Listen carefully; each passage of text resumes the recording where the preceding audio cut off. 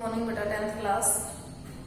ये जो वाक्य का टॉपिक है उसमें मैंने आपको जो पहले वीडियो भेजी थी उसमें आपको बस भेद बताए थे, उसको थोड़ा सा और विस्तार से करेंगे। जो आपके एग्जाम में आएगा, जो आपके एग्जाम के अकॉर्डिंग है वो बहुत ही इंपॉर्टेंट है, इसीलिए ये वीडियो है वो दोबारा बना रही हूँ। तो देखते हैं वाक्य के रचना के आधार पर वाक्य के जो हमारे अर्थ के आधार पर वाक्य के भेद हैं वो 9th क्लास के सिलेबस में हैं, और रचना के आधार पर वाक्य के जो भेद हैं बेटा वो हमारे 10th क्लास में हैं। तो रचना के आधार पर वाक्य के 3 भेद होते हैं। किसके आधार पर? रचना के आधार पर। और जो अर्थ के आधार पर है उसके वाक्य के कितने भेद होते हैं? 8 होते हैं। तो रचना के आधार पर वाक्य के 3 भेद हैं, एक तो सरल वाक्य, दूसरा संयुक्त वाक्य और तीसरा मिश्र वाक्य है। सरल वाक्य में उद्देश्य एक या एक से अधिक होते हैं, लेकिन विधेय एक ही होता है। एक ही, देखो निपात शब्द लगा हुआ है ही, तो एक ही होता है, इस पे फोकस करेंगे।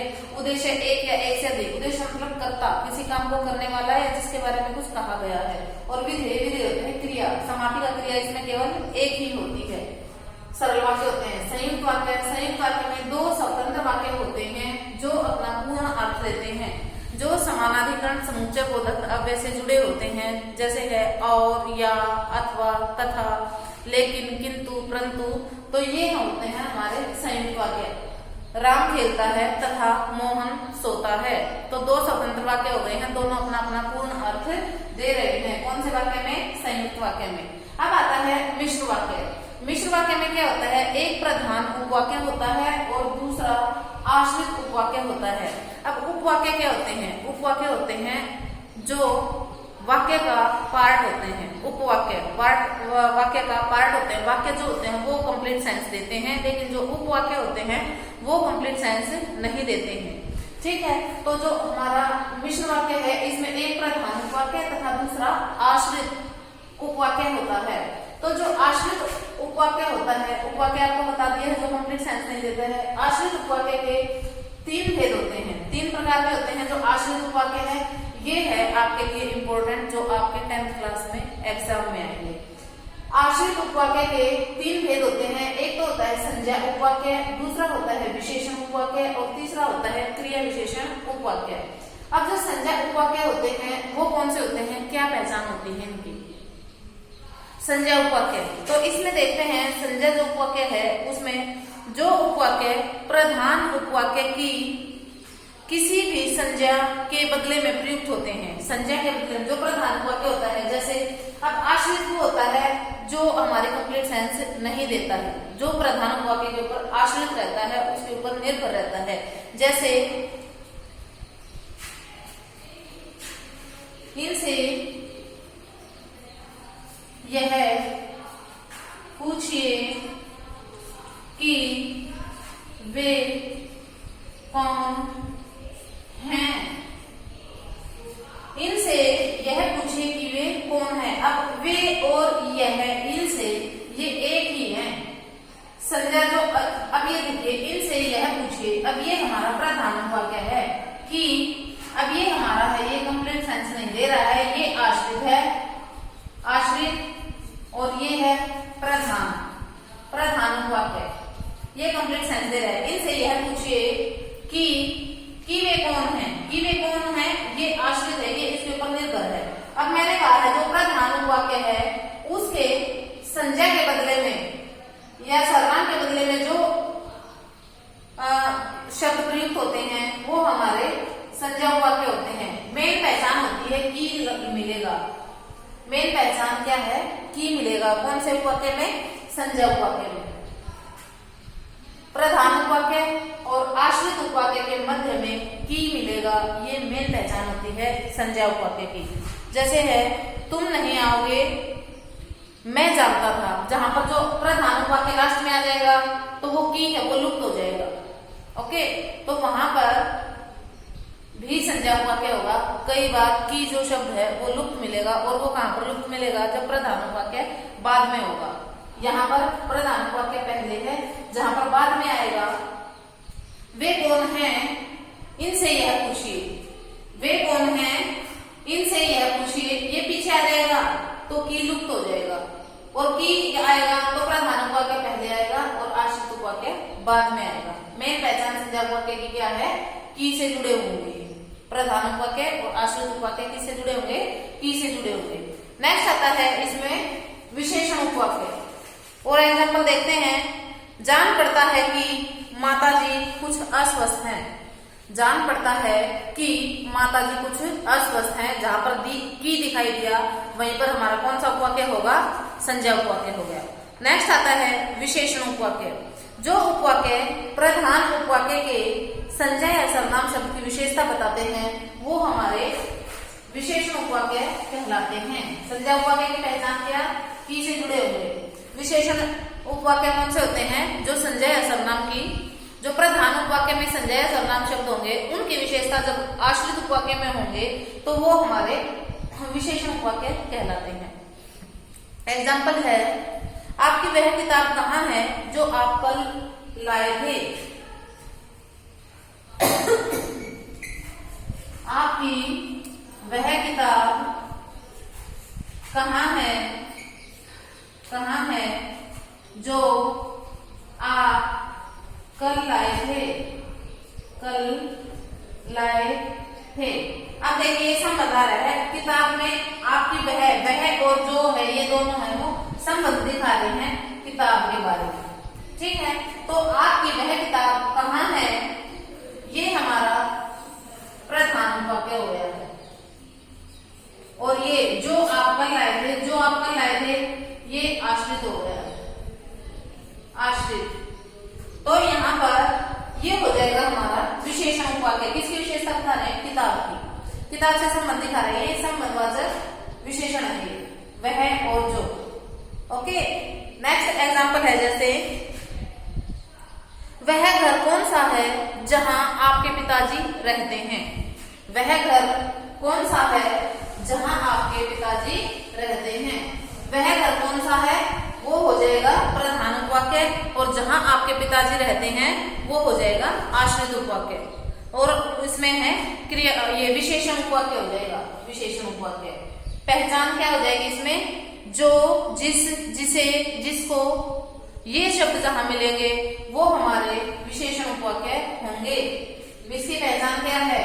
कि, और इसकी जो, जिसे,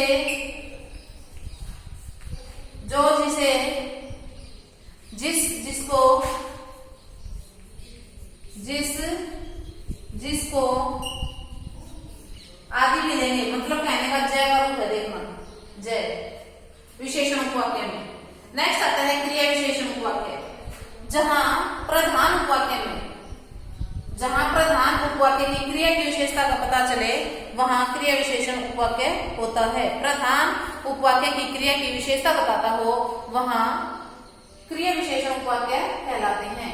इसे पहचान संज्ञा उपवाक्य की, जो, जिसे, जिसको, जिसे विशेषण उपवाक्य और क्रिया विशेषण उपवाक्य क्या होगा ये बता दिया मैंने। जैसे एग्जांपल देखते हैं, जब पानी बरसा था तब मैं घर के भीतर था। जब पानी बरसा था तब मैं घर के अंदर था या भीतर था। देखो बेटा, यहाँ पर कब पानी बरसा था? जब पानी बरसा था तब मैं घर के भीतर था। कब मैं घर के भीतर था? तब जब पानी बरस रहा था। ओके, ये हमारा जब पानी बरसा था ये हो जाएगा प्रधान उपवाक्य। और ये तब मैं घर के भीतर था, कब था भाई घर के भीतर? जब पानी बरसा था। ये है आश्रित उपवाक्य। तो ये देखिए जो क्रिया विशेषण है उसके 4 भेद हमने पढ़े हैं। कालवाचक क्रिया विशेषण, स्थानवाचक, परिमाणवाचक और रीतिवाचक। उसमें से जो भी भेद यहाँ पे हो जाएगा वो क्रिया विशेषण उपवाक्य होगा। जैसे होता है, जहां तुम पढ़ते थे वहां मैं पढ़ता था। जहां तुम पढ़ते थे वहां मैं पढ़ता था। कहाँ पढ़ता था? कहाँ लगाने से किसका पता चलता है? स्थानवाचक। तो ये हो जाएगा क्रिया विशेषण उपवाक्य। ओके, तो यहाँ पर ये है आश्रित उपवाक्य के भेद।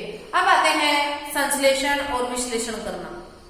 संश्लेषण होता है संक्षेप करना और विश्लेषण होता है उसे विस्तार करना। तो विश्लेषण हो जाएगा। इसमें संज्ञक वाक्य का विश्लेषण कैसे, नहीं सॉरी, सरल वाक्य का विश्लेषण कैसे होगा, संयुक्त वाक्य का विश्लेषण कैसे होगा और मिश्र वाक्य का विश्लेषण कैसे होगा, इसमें हम आगे ये करेंगे। ओके, तो अभी देखते हैं हम। यस बेटा, वाक्य विश्लेषण। वाक्य विश्लेषण क्या होता है? जैसे आपको स्कूल घर से लाया जाता है, विश्लेषण होता है विस्तार करना।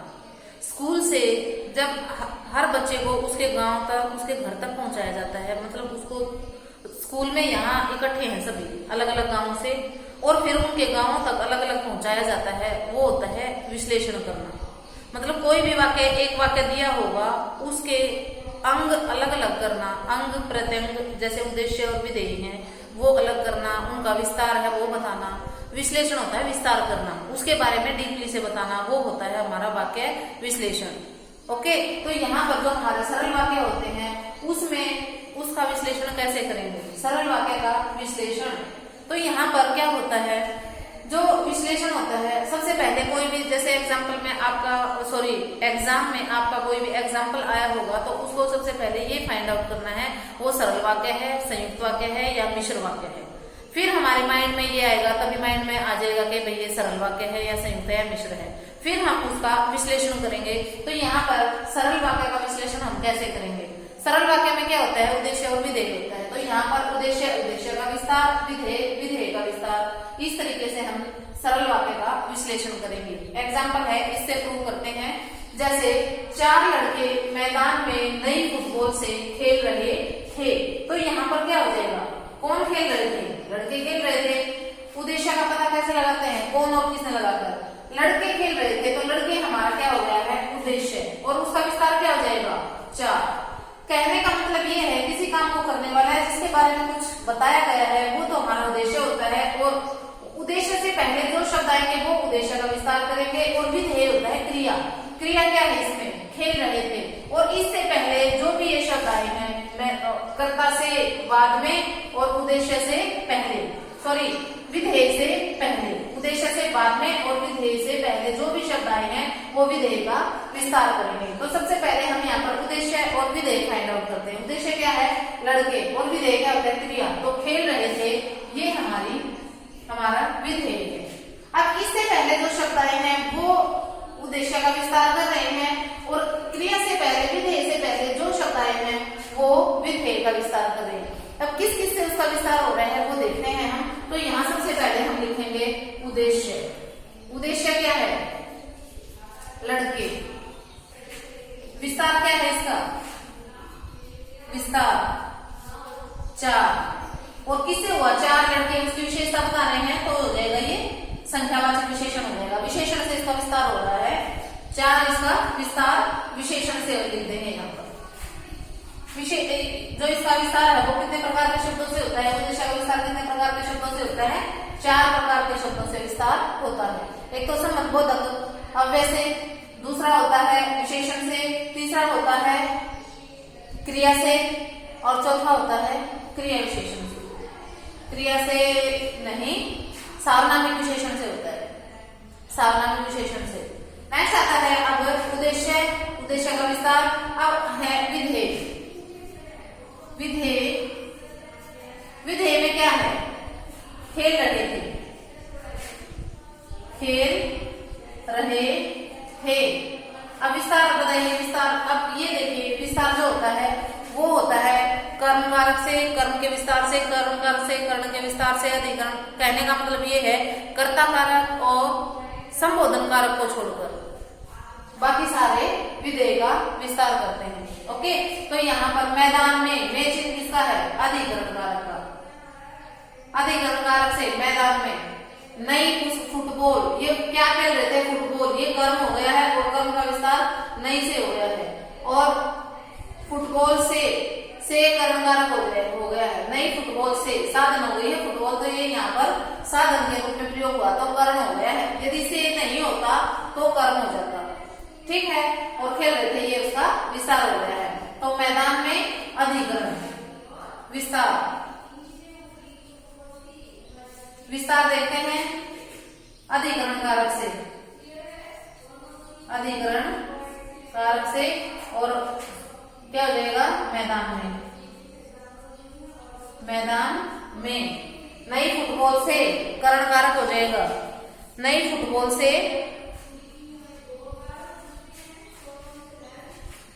फुटबॉल से, इसको यहां लिख देंगे, इसको ब्रैकेट में लिखेंगे। ओके, तो यहां हो जाएगा फुटबॉल से करण, करण कारक से। अब यहां पर करण कारक का भी विस्तार हो गया है, नहीं आ गया है, तो करण के विस्तार से भी विधेय का विस्तार हो गया है। बहुत डीपली चले जाएंगे। यहाँ पर यदि करण कारक से लिखना है नई लिखों के साथ में तो भी ठीक होगा, और नई को अलग करके लिखोगे नई फुटबॉल से, इससे आगे लिख देंगे करण कारक के विस्तार से। ठीक है, तो ये था हमारा सरल वाक्यों का विश्लेषण। अब नेक्स्ट करेंगे संयुक्त वाक्यों का विश्लेषण।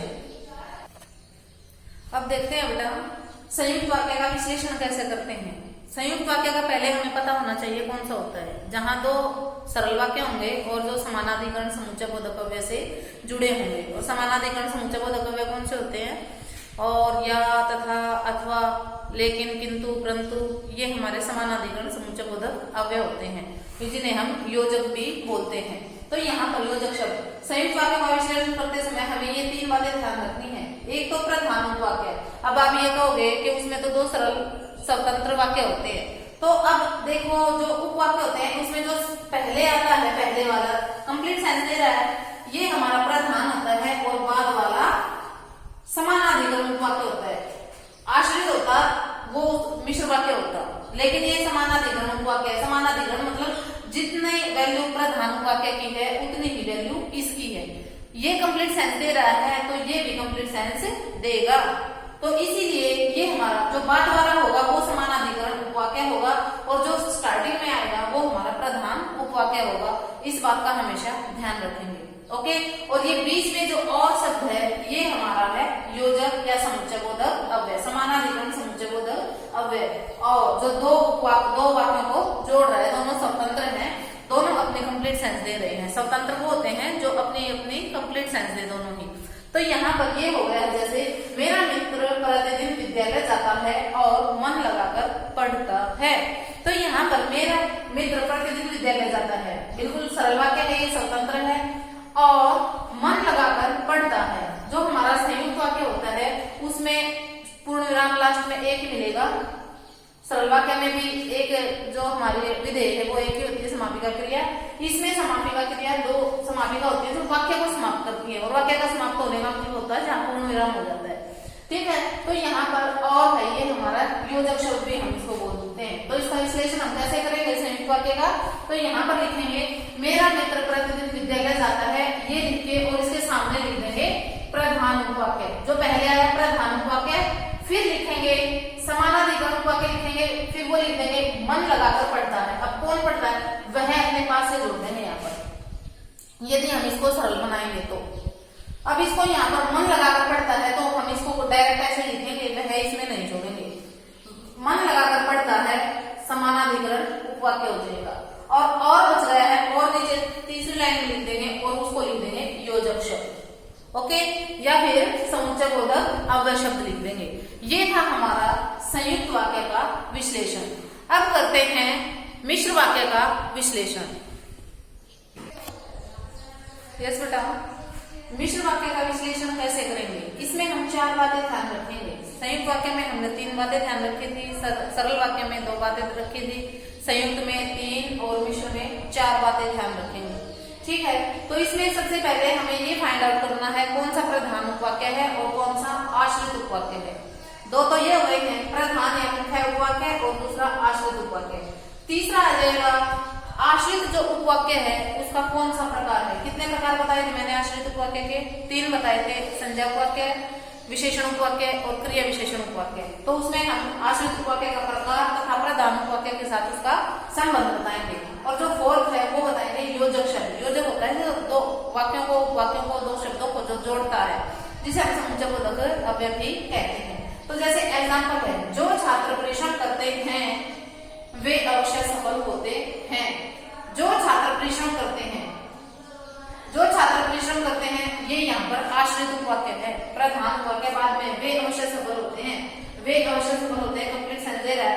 जो छात्र परिश्रम करते हैं, जो कौन से, तो ये आश्रित उपवाक्य हो जाएगा। तो यहाँ पर अब देखो हमने प्रधान उपवाक्य में छाट लिया, आश्रित उपवाक्य में छाट लिया। अब तीसरा उपवाक्य पर आ जाइए, ये कौन सा प्रकार है, आश्रित उपवाक्य में। अब जो छात्र, जो जिसे, जिसने, जिसको, वो आ जाएंगे हमारे विशेषण उपवाक्य में। तो ये विशेषण आश्रित उपवाक्य का प्रकार कौन सा हो गया, विशेषण उपवाक्य। तथा उसका वो बताना है, अब उसके साथ संबंध बताना है। ये इतना ही बता देना बस। फोर्थ आ जाएगा यहाँ पर योजक शब्द जो आ गया है, जो इसमें योजक शब्द आ गया है। जो छात्र परिश्रम करते हैं वे अवश्य सफल होते हैं, तो ये जो है इसने इन दो उपवाक्यों को जोड़ रखा है। नेक्स्ट आता है इसमें, पिताजी ने कहा कि तुम खाना खा लो। अब इसमें प्रधान उपवाक्य बताइए। पिताजी ने कहा, प्रधान उपवाक्य, तुम खाना खा लो, कि तुम खाना खा लो, ये आश्रित हो जाएगा, ये प्रधान हो जाएगा। दो बातें क्लियर। आश्रित उपवाक्य का प्रकार अब बताया था मैंने, पहचान क्या बताई थी, कि जहां पर मिलेगा वो कौन सा उपवाक्य होगा, संज्ञा उपवाक्य होगा। तो ये हमारा हो जाएगा संज्ञा उपवाक्य। तीसरी बात भी हो जाएगी। और योजक शब्द को क्या हो जाएगा, कि ये योजक शब्द हो जाएगा। बिल्कुल क्लियर चारों बातें। ये था हमारा मिश्र वाक्य का विश्लेषण। अब आता है संश्लेषण। वाक्य संश्लेषण क्या होता है? वाक्य संश्लेषण बेटा, संश्लेषण होता है संक्षिप्त करना। एक तो होता है विस्तार करना, विस्तार होता है उसे बड़ा करना। जैसे ये बड़ा किया है हमने, एक उपवाक्य का, जैसे ये वाक्य है इसको हमने बड़ा करके लिखा, उसका विस्तार कर दिया विश्लेषण से। वी से विश्लेषण, वी से विस्तार। संश्लेषण होता है संक्षेप करना। अब आपके अलग अलग गांवों में से सभी बच्चों को यहाँ इकट्ठा कर दिया एक लिमिट एरिया में, स्कूल में, वो हो गया है संक्षेपण, सॉरी संश्लेषण, वाक्य संश्लेषण। तो यहाँ पर अब हमने विश्लेषण कर लिया है, अब करेंगे हम संश्लेषण।